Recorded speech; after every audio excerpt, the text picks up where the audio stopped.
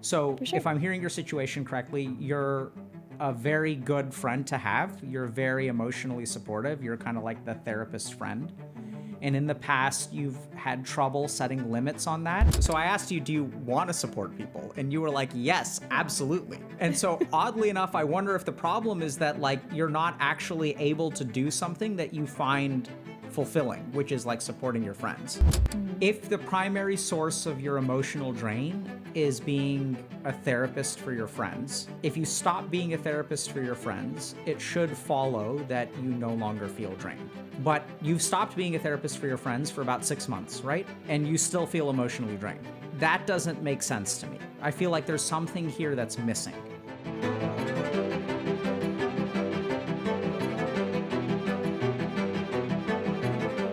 Hello. Hello. Welcome. Hi. Nice to meet you. Nice to meet you too. I'm Sedona.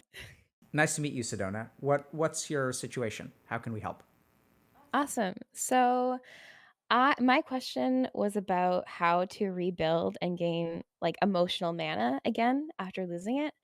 So like I'm like a pretty empathetic person and I've been like the therapist friend for like a lot of my relations growing up and especially online and uh I had like past boundary issues, well not knowing how to say no and being burnt out because of school and toxic situations whatever. And so I found recently I haven't had that emotional mana to have like deep conversations or be there to support others and even having the energy to like watch your videos and whatnot has been difficult. So I was wondering if you had any advice on like how to gain that back again. Yeah, so I heard you say something about boundary issues. Can you help me understand that a little bit? Yeah, so I had trouble like separating myself from the other person. Like I would always like put them ahead of myself and I wouldn't know how to say no and have that separation between like their interests and my interests and um yeah, maintaining my own in the relationship. So you I kind of just adapt to what they wanted. and so you use the past tense. So is that not an issue now? Like, have you learned how to set boundaries around that? So it's like a work in progress, but I felt like I've made a lot of progress, if that makes sense. Yeah, absolutely. So, and you still feel kind of emotionally drained? Yes, I And do. how long have you been emotionally drained? Whew, probably like months, like probably since like January or February, to be honest. And how long have you put limits on the amount of emotional support that you put on other people? I mean, that you give to other people?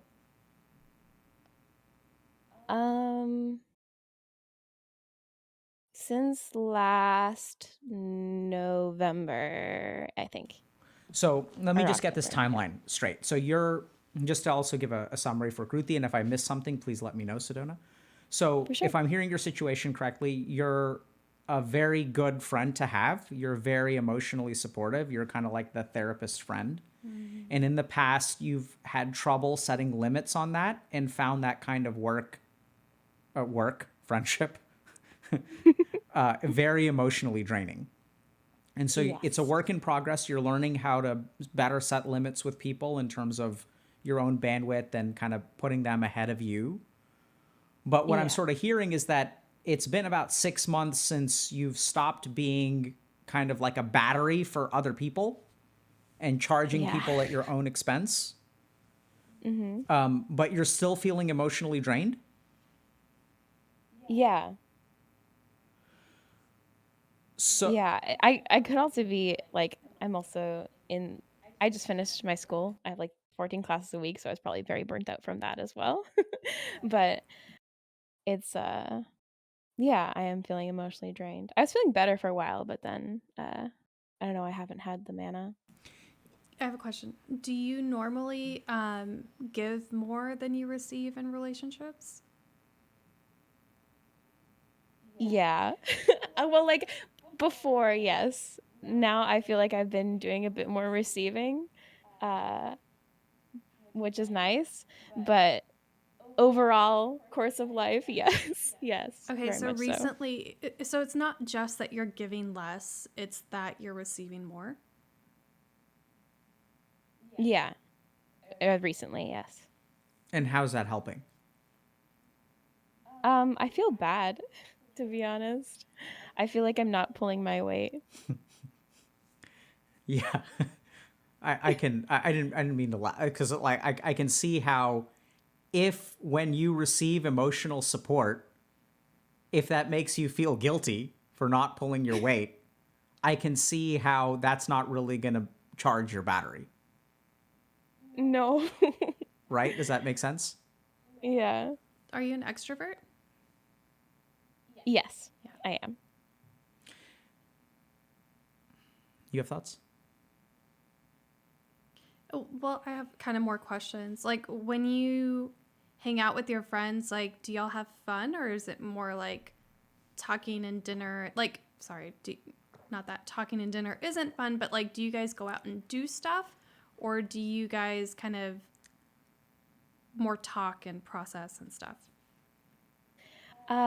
With my online relationships, it used to be a lot more talking and processing, but like as of recently, and I've cut out some not great people, it's been more like doing things and having fun and whatnot, which has been awesome. And in person as well, to answer the question.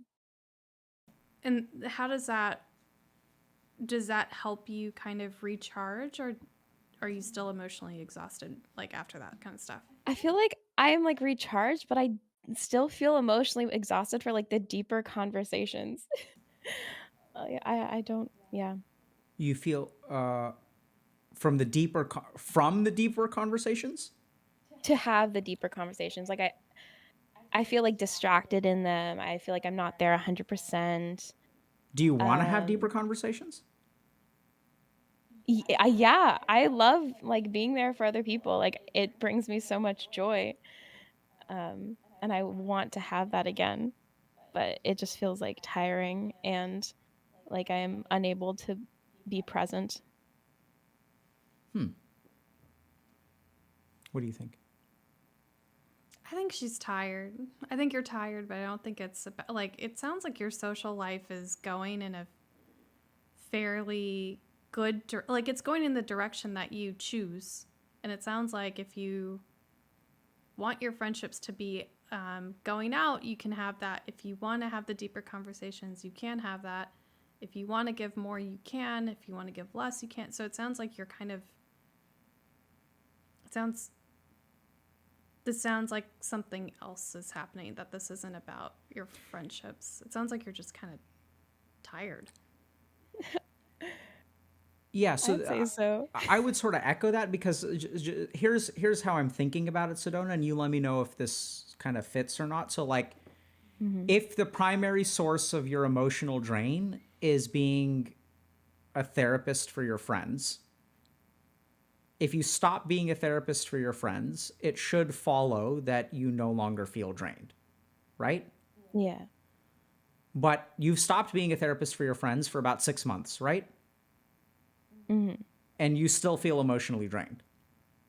Yeah. So that doesn't make sense to me.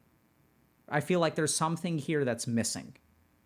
And it could just be more time, like maybe you need another 6 months.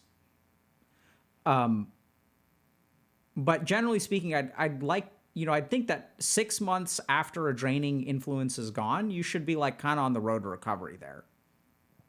So a couple of other possibilities could be that there's like other weird stuff going on, like you're carrying around this guilt.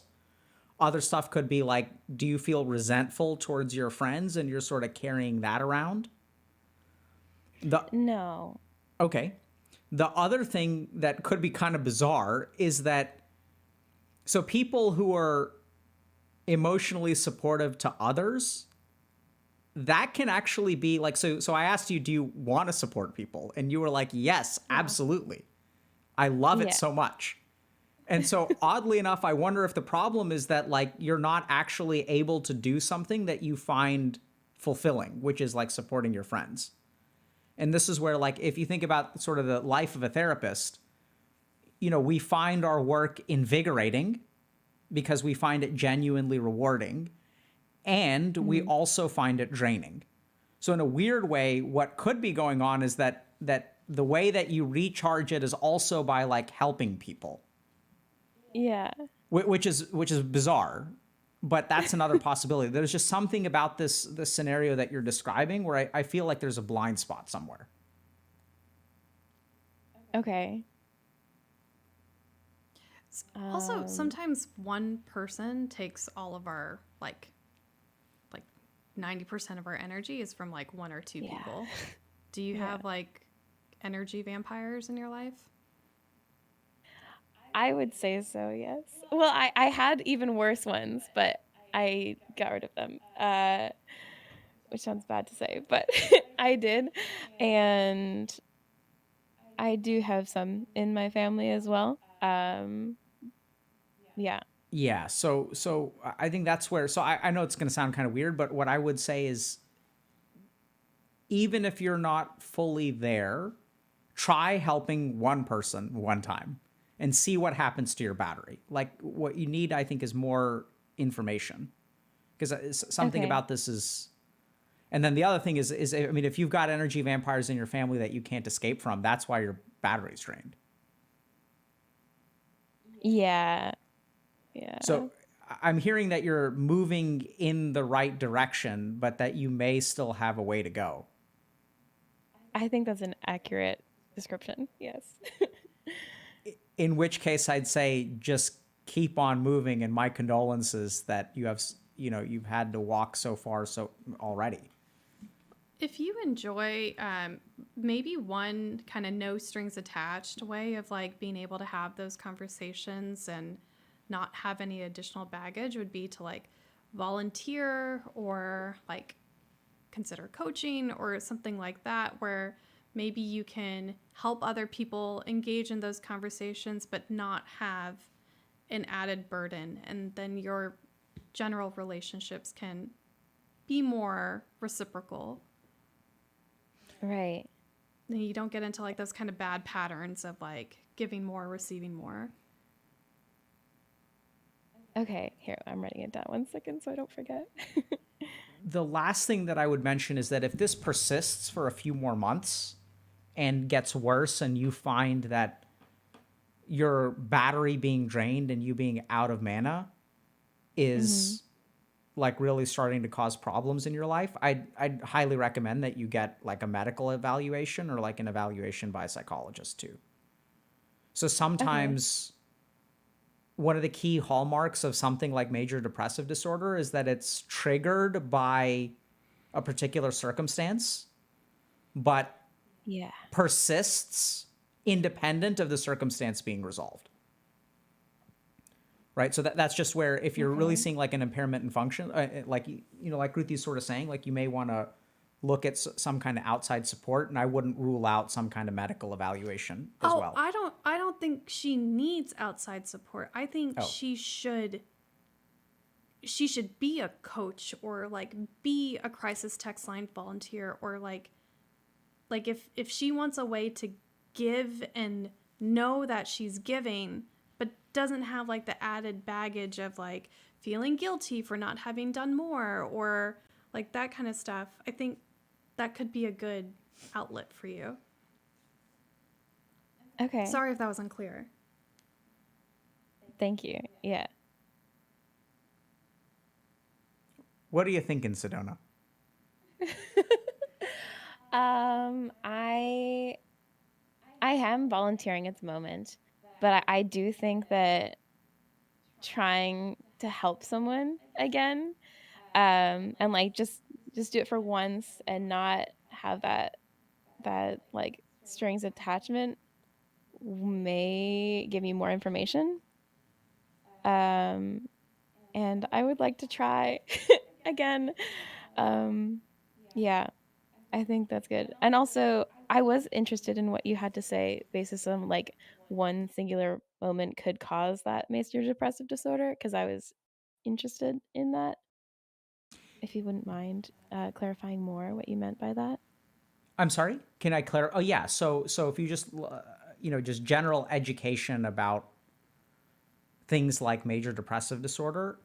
So the way that we differentiate between, let's say, like stress in your life, like how do we know if you're struggling and that's result to a stress in your life or is due to something like major depressive disorder?